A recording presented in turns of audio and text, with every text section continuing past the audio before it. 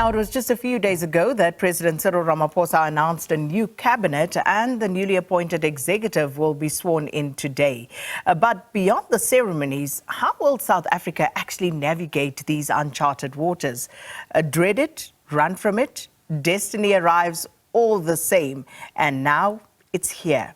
That quote by Wits School of Governance lecturer Dr. Kagiso TK Pooe, who joins us virtually now to discuss the forecasted scenarios from that article titled "Change I Am Inevitable." So, Dr. TK Pooe, thanks so much for being with us here on Morning Live. Always a pleasure to have you with us. Thank you. Good to be back. Let's just start with your commentary, where you point out that South Africans have shown a lack of enthusiasm for elections and politics over time, as borne out by the poor turnout of 58%, perhaps. But secondly, that the proliferation of new parties and also the immediate impact of the MK party clearly illustrates a desire for change, or simply the destruction of the traditional political actors. Now, in addition to that observation, the deaf ear given to public reaction to the deployment of some politicians to parliament. It's a lot that's going on. So has the so-called political democracy that we have been living in failed South Africa?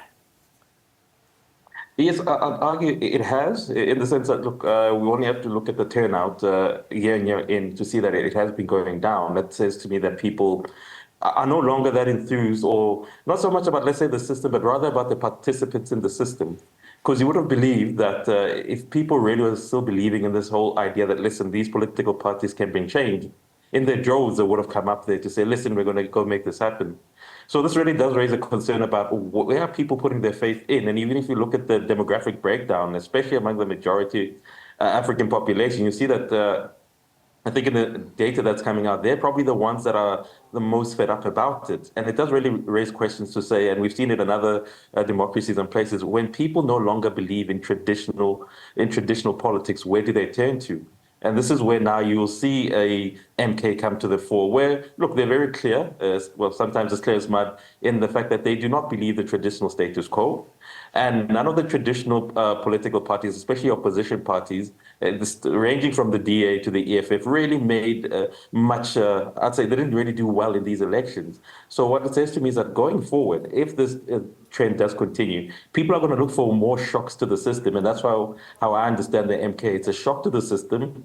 And it's also a questioning of, does this post-1994 consensus around the South African Constitution, is this really what people want? And look, it might not come in the form of the MK currently, but if trends to continue, that we're going to see more people, more parties, new parties coming in this direction who want to shock the system. Do you believe, though, that the rejection of the old establishment, so to speak, in our political arena would necessarily lead to better outcomes for the South African public?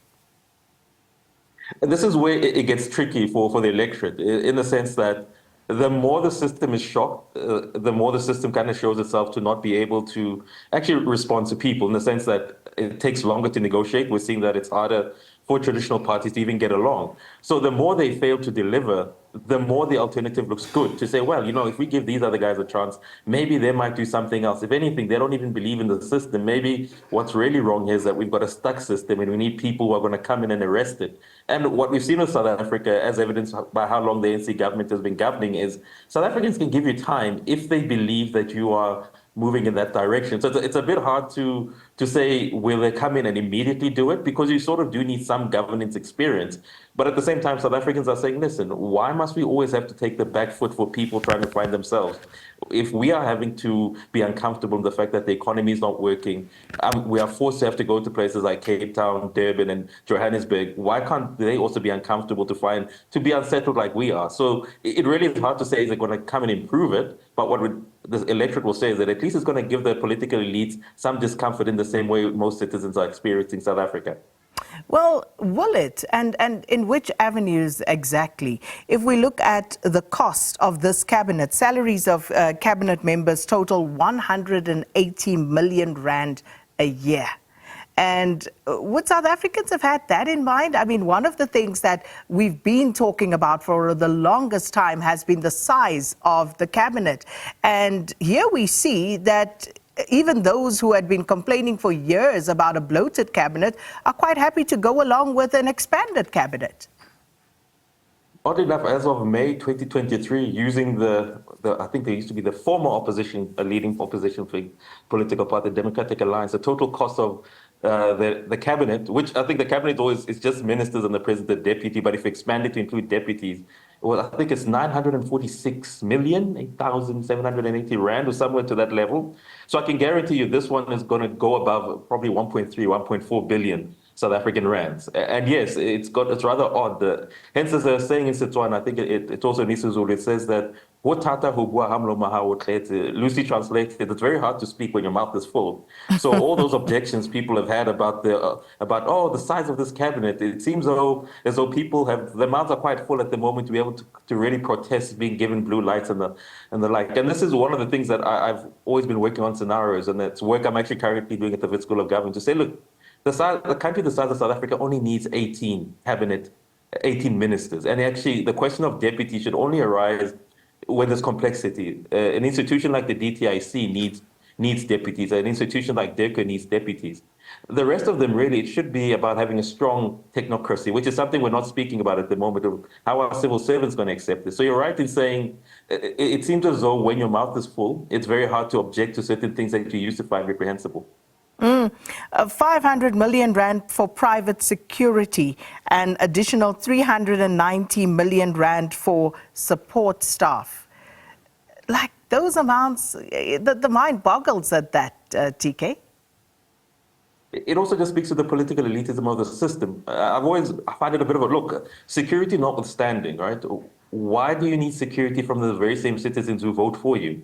In a country like Germany, when I was staying there, the former chancellor, Merkel, used to go shopping by herself. She lived in a private home in Berlin, and nothing really happened there. Yes, it could be an issue that Germany is safer than South Africa, but then the question should be asked, is it not your job as part of being in cabinet and the political elites to make sure that the same level of security that you desire, that we also have? So it's nothing new. We've seen even during campaigning that certain political parties will come up with the latest German vehicles going into townships. They seem to have no problems that we live in potholes and other things, but apparently that's good enough for us, but not for them.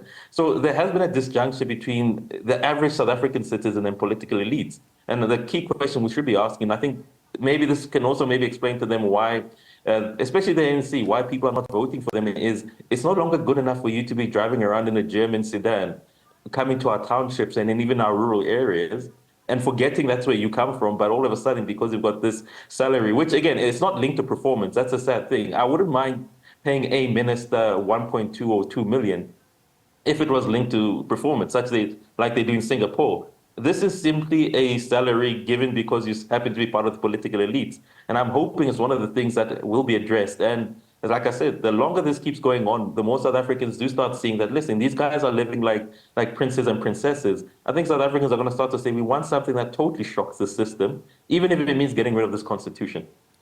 And, you know, just to, I guess, punctuate that point, your ministers will be earning 2.68 million rand per annum. Their deputies, 2.2 million. And Herman Mashaba of Action SA, I see, is quoted again. He is still on this matter of the size of this cabinet.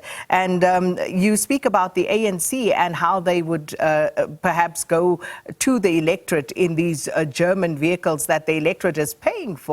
But also it's going to be interesting for the Democratic Alliance, TK. I look at an article in The Citizen this morning where they actually go in and quote the new Minister of Home Affairs, Leon Schreiber from the DA. And they say in May 2023, Leon Schreiber began promoting the remuneration of public office bearers amendment bill, and South African taxpayers are forced to pay, this is quoting him, South African taxpayers are forced to pay close to 1 billion rand every year to fund perks such as VIP security, support staff, luxury vehicles and free water and electricity for cabinet cadres. That unquote, is exactly what Leon Schreiber wrote. That was in 2023 when the salaries were even lower than they are now. And the question becomes then of what's going to happen here? And should we be belaboring that point? I heard Helen Zille say that she hopes that those members of the DA who are now in cabinet would not take the blue lights and all of those things that they should be paying for themselves. But what should we read into that if, in fact, they do accept those perks? TK? Well, it would be the first time we hear Ms. Helen Zille not be able to fully control the DA, if that's the case. It's a bit of a shock there. Look, I think it's part and parcel of this privilege. If you look at what happened with, and again, I call this a grand coalition. It's not really a government of national unity. One of the things that really upended what the Zimbabwean opposition is that when they were finally brought into that shotgun arrangement with ZANU-PF, is ZANU-PF literally gave them the largesse of the state, the patronage of the state. And it was really their undoing. They were unable to handle, look, having to have these German Sudan. So what tends to happen, especially to opposition figures, is once they jump over, and especially when they don't win an outright majority, is it normally takes about 3 years for a minister to actually understand what's happening in his and her department. So it is to be expected that, look, they're going to be blinded by this. But the key issue would be if you really do profess to be holding up the standards that you came into office with, the last thing in your mind should be, listen, taking up blue lights. But again, it'll be interesting to see how do they handle this, because the world over, opposition parties, when they are now faced with this largesse and this patronage, it does really upend them. And especially a party such as the DA, who've been campaigning for the longest time on the fact that it needs to be smaller. And Dr. Schreiber, who you quoted there, even though the number was 946, they love using they used to love using the term, it's over 1 billion. So it'll be interesting to see whether they now really go to the mathematics and say, no, it's only 946 and we're going to work on it. Or if they're going to be like the ANC in itself and simply fall into it. Because I think one of the things that we do probably need more research on is to find out how is it that former liberation political parties, and here I remember Chris Hani's famous quote to say that, listen, it's not so much that he fears the ANC getting power, he fears what will happen to these members once they start experiencing luxury. It'll be interesting to find out, how does this thing happen where you can sort of, in your good conscience, go to a community where there's absolute poverty and not feel a thing about it? I think that for me is something more interesting and maybe speaks to the psychosis of political elites that maybe to them we're simply expendable. You know, we're here to service them. But in other countries, it seems to be the opposite round, that you should care what happens to your population. You should care how it looks like. The population would have no problems paying you the highest salary in the world if you gave us world-class facilities and service delivery. And then we look at, of course, the government of national unity and how long it took for President Cyril Ramaphosa to actually announce his cabinet. And looking at that process and what's playing out in Gauteng at the moment, how do you think this is going to play out, TK? Do you think the prognosis is good for this particular government of national unity to last, and also by extension, the provincial entities? Do you think that they will last, and if so, how long? In the same article that you quote, I did make a point of saying that Gauteng was always going to be probably the hardest region, or let's say province, to be able to put a grand coalition together, owing to not so much the personalities that are there, but the personality of the ANC in Gauteng. The ANC in Gauteng has always had an outsized role within the larger ANC. It is the slickest, it's probably, I'd say, probably the most postmodern political arrangement within the ANC. For them to be asked to share power with the Democratic Alliance, who, again, have been knocking at the doors in Gauteng, sometimes not by themselves, but with a conglomeration of other political parties. This was always going to be the hardest to work out. So the way I'm looking at the Gauteng, and in the article I call it it's a hybrid. It's going to be a hybrid type of thing. Is that there's going to be lots of falling out. There's going to be lots of hysteria. But as long as a national is able to keep a lid on it, I think Gauteng will eventually, you know, with some misgivings, and they're going to tell you, the good thing about them, they're going to tell you that they actually hate the arrangement. But they're going to, with some misgivings, they're going to have to follow the line, because again, the ANC does claim to be a unitary political party, so they don't really do the federalism idea. But again, it's going to be a bit hard on citizens, because from week to week, you're going to read new headlines that says, listen, this thing is coming to an end. And there's always the specter of the MK and the FF hanging around, because Gauteng, as is shown with how they've done it with local government, they're not shy to be able to be friends, to have friendships with the MK and the AFF. And I think that's what's probably going to make it a bit harder. But it's going to be a rough 5 years. And that's why it's important for them just to agree on three key things just to make the province work better, which is the economy, geographical spacing, and also making sure that they keep business happy, because Gauteng has lost a lot of business, in the last 10 years. And if they can get these three things, it will be good for citizens. And the point you make about the grand coalition, because if you look at the notion of sufficient consensus and what constitutes sufficient consensus, it would seem at this point it's perhaps when the ANC and the DA agrees, that is sufficient consensus. What's your take on that? Yes, that's why in the first scenario, and I think it's probably the one that's playing out in the article, which is on the Wits School of Governance's website, it's look, the real coalition here is between the ANC and the DA. It's not born out of love. Let's be very clear about that. It's born out of expediency for both, and that's why I call it's a capital incline coalition, which is to say a lot of the political elites and the business elites have basically come together and have kind of forced these two to say, you will make this work because our interests are such that if you look at what's happening in the world globally, a lot of our companies, as great as they are, it's not the greatest time to be outside of South Africa, if not the continent. Still, a lot of the ANC elite, political elites, and we do know there's a relationship between business and the ANC and the DA. It really is it's a shotgun marriage by all intents and purposes. So they'll make it work as long as both funders are around, and it'll be interesting to see who suffers at this. Because at the end of the day, if this continues for 5 years and it seems to work, if you're COSATU, if you're the SACP, questions are going to be brought to saying, look, are you now no longer part of the tripartite alliance, or the true alliance only between the DA and the ANC? That's where we have to leave it, unfortunately. Thanks so much for your time. As always, Wits School of Governance lecturer Dr. Kagiso TK Pooe on the Government of National Unity Cabinet, and of course a forecast into what we might see play out in terms of scenarios as the members of the National Executive will be sworn in Cape Town later today.